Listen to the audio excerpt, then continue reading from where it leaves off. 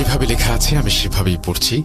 আসসালামু আলাইকুম রাসেল ভাই, আশা করি আপনি অনেক ভালো আছেন। রাসেল ভাই, আমার বাড়ি অনেক দূরে হবার কারণে স্টুডিও এসে ঘটনা সম্ভব না শেয়ার করা, তাই ঘটনাটি প্রচারযোগ্য যদি হয় তাহলে আপনি পড়ে শোনাবেন। যেহেতু এটা আমার প্রথম ঘটনা তাই লেখাতে ভুল ত্রুটি হতে পারে, তাই আপনি এবং আপনার ভূত.কমের সব লিসেনারদের কাছ থেকে ক্ষমা চেয়ে নিচ্ছি, ক্ষমা সুন্দর দৃষ্টিতে দেখবেন।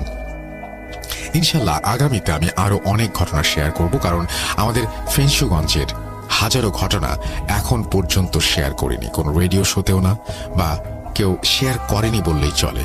তাই সবার কাছে ঘটনা কালেক্ট করার জন্য আমি আমার কিছু বন্ধু মিলে চেষ্টা করছি যাতে ঘটনাগুলো কালেক্ট করা যায়। সবাই আমাদের জন্য দোয়া করবেন। এবার আমার পরিচয়টা দেই। রাসেল ভাই, আমার নাম আবু বকর সিদ্দিক, বাড়ি সিলেট ফেঞ্চুগঞ্জ কোনো এক গ্রামে। বিশেষ কারণবশত গ্রামের নামটা বলতে চাচ্ছি না।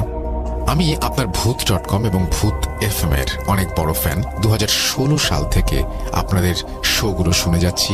নিজের সাথে কখনো কোনো ভৌতিক ঘটনা না ঘটার কারণে কোনো ঘটনা শেয়ার করা হয়নি। বলতে পারেন এটাই আমার প্রথম শেয়ার করা বাস্তব এবং ভয়ানক ঘটনা, যা আমি এখনো ভাবতে গেলে বুকের ভেতরটা কেঁপে ওঠে। সেদিন কিভাবে বেঁচে ফিরেছি তা একমাত্র আল্লাহ ভালো জানেন। এবার আসল কথায় আসি। ঘটনাটি ঘটে 50 বছরের পুরনো স্কুলটা বন্ধ করে অন্য আরেকটা জায়গাতে নতুন স্কুল বানানো হয়। সেখানে বিশেষ কারণবশত স্কুলের নামটা বলতে পারছি না। লিসেনারদের বোঝার জন্য বলে রাখা ভালো যে আমাদের বাড়ি থেকে 5 কিলোমিটার দূরে একটা বড় কোম্পানির আন্ডারে স্কুলটি নির্মিত। কারণ স্কুলটাকে কোম্পানি চালাতো, কোনো সরকারি স্কুল না। সেখানে বড় বড় অফিসারদের বাচ্চাদের পড়ানো হতো। আগের স্কুলটা অনেক পুরনো হওয়াতে আর ওই কোম্পানিটা পুরনো হওয়ার কারণে নতুন কোম্পানি এবং নতুন স্কুল বানানো হয়। সমস্যা হয় নতুন স্কুলটাকে নিয়ে। আমার মনে হয় নতুন ফ্যাক্টরি বানানো হয় এবং সেই সাথে স্কুল বানানো হয়, সেটা আপনি বোঝাতে চেয়েছেন। যাই হোক, আবার পড়ছে আপনি যেভাবে লিখেছেন। পুরনো স্কুলটার জায়গাতে যেখানে ছিল সেখানেই আছে, আর নতুন স্কুলটাকে সরিয়ে একটা বড় মাঠের পাশে বানানো হয়।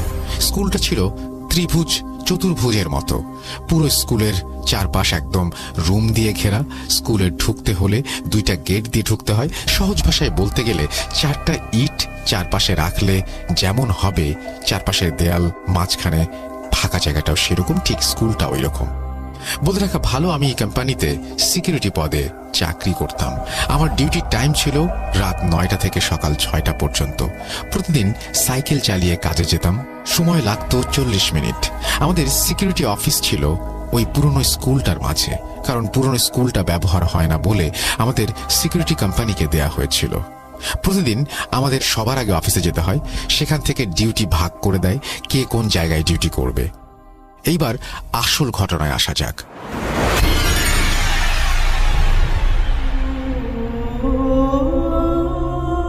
1/3/2022 তখন 9টা। আমি আমার সাইকেল নিয়ে ডিউটির উদ্দেশ্যে রওনা দিলাম। যথারীতি 9:45 অফিসে গিয়ে উপস্থিত হই। সবাইকে সবার ডিউটি জায়গা বলে দেওয়া হচ্ছে। একে একে সবার ডিউটি বলে দেবার পর আমি রয়ে গেলাম। আমায় অফিসের স্যার ডেকে বললেন, কোম্পানি থেকে অর্ডার এসেছে নতুন স্কুলে আজকে আমাকে পাহারা দেবার জন্য, কারণ স্কুলে অনেক কম্পিউটার এসেছে, সেগুলো দেখে রাখতে হবে। আমি বললাম, স্যার স্কুলটা তো একদম চতুর্ভুজের মতো, 4 কোণা বিশিষ্ট। সেই স্কুলে ডিউটি করতে হলে স্কুলের গেটের ভেতরে করতে হবে। স্যার বললেন, তাই তোমার চাবি দিচ্ছি গেটের, তুমি সকালে আবার জমা দিয়ে যাবে। আমি জি স্যার বলে চাবিটা হাতে নিয়ে অফিস থেকে বের হয়ে স্কুলটার গেটের সামনে গিয়ে দাঁড়ালাম। চাবি দিয়ে গেট খুলে ভেতরে ঢুকে আবার গেটটা ভেতর থেকে তালা মেরে চাবিটা পকেটে রেখে স্কুলের একপাশে গিয়ে বসলাম। একপাশে বসে নিজের মনে ভাবতে লাগলাম, কি ভাগ্য আমার, আজকে প্রথম বলা হলো স্কুলে সিকিউরিটি দেবার জন্য, আর সেই সিকিউরিটিটাই হলাম আমি। এসব ভাবতে ভাবতে ভাবলাম একটু স্কুলটা চারপাশে ঘুরে আসি, দেখি সব ঠিক আছে কিনা। সবকিছু দেখে এসে নিজের জায়গাতে বসে মোবাইলটা হাতে নিয়ে ভূত.কম ছেড়ে কানে হেডফোন লাগিয়ে দেয়ালে হেলান দিয়ে বসে রইলাম। এইভাবে শুনতে শুনতে বেজে গেল রাত 12টা। তখন সব ঠিক ছিল। তারপর আবার আরেকটা ভূত.কমের এপিসোড ছেড়ে বসে রইলাম। এভাবে কত সময় গেল ঠিক খেয়াল নেই। একটু চোখ লেগে এসেছিল। মোবাইলটা বের করে দেখলাম তখন রাত 1:13।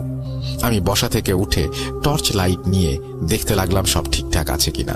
আমি স্কুলের ডান পাশ থেকে শুরু করে হাঁটা শুরু করলাম এবং একসময় হাঁটতে হাঁটতে স্কুলের ওয়াশরুমের কিছুটা দূরে থেকে কেমন যেন একটা আওয়াজ ভেসে আসছিল, শুনতে পেলাম। মনে হচ্ছিল কেউ পানির কলটা ছেড়ে দিয়েছে।